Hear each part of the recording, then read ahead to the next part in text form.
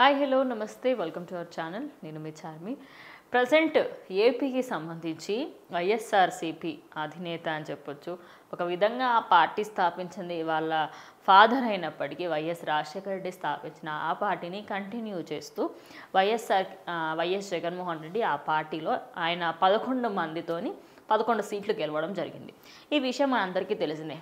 కానీ ఎలక్షన్స్ కంటే ముందే వైఎస్ షర్మిల అటు కాంగ్రెస్ పార్టీలోకి వెళ్ళిపోయినప్పటి నుంచి ఇప్పటి వరకు కూడా ఎలాంటి సంబంధం లేనట్టుగా అసలు పట్టించుకోని విధంగా వైఎస్ జగన్మోహన్ రెడ్డి ఉన్నాడు. కానీ 11 సీట్లు వచ్చాయి కదా, ఎటు కాని పరిస్థితి.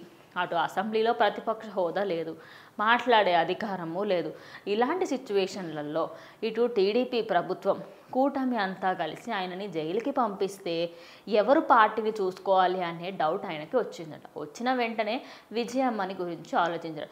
విజయమ్మ అనేసరికంటే అమ్మో మా మదర్కి అయితే అంత లేదు, పోనీ నా భార్య భారతి అంటే మీడియాలో 10 నిమిషాలు కూర్చోబెడితే మాట్లాడలేరు వీరిద్దరు, వీళ్ళేం కాపాడుతారు ఇంకా అని చెప్పేసి ఆయన వైఎస్ షర్మిలకి వైఎస్ జగన్మోహన్ రెడ్డి దూతలు ఎవరైతే ఉంటారో వాళ్ళకి సంబంధించిన చిన్న చితక వ్యక్తులు ఎవరైతే ఉంటారో వాళ్ళతోని లేఖలు పంపించడము, వాళ్ళతోని ఆయన అక్కడికి వెళ్లకుండా అఫీషియల్గా ఆవిడకి నోటీసులు అయితే ఇచ్చారంట. ఏమని, కొంచెం నువ్వు మా పార్టీలోకి రాగలిగితే బాగుంటుంది, చెల్లెమ్మ మళ్ళీ వెనక్కి వచ్చేయు అంటే అన్నయ్య చెల్లెమ్మని ఇంటికి తీసుకురావడానికి కష్టపడుతున్నారని చెప్పొచ్చు.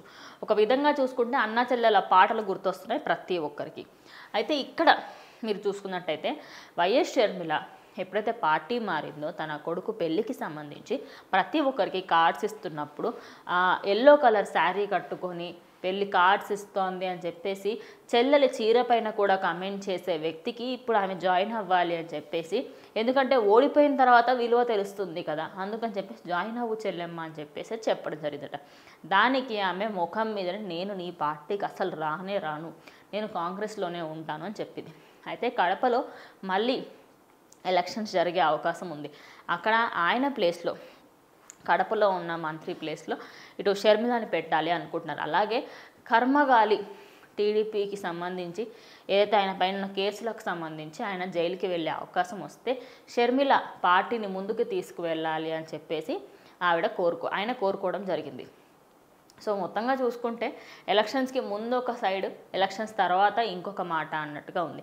అంటే 2 మాటలు మాట్లాడి 2 తలకాయల పాము అని చెప్పొచ్చు. సో జగన్మోహన్ రెడ్డి చెప్పిన ఈ మాటలకు సంబంధించి వైఎస్ షర్మిల అయితే ముఖం మీదనే ఈ ఆఫర్కి నో చెప్పేసింది. మరి తను చేసిన పనికి మీ అభిప్రాయం ఏంటనేది కామెంట్ చేయండి.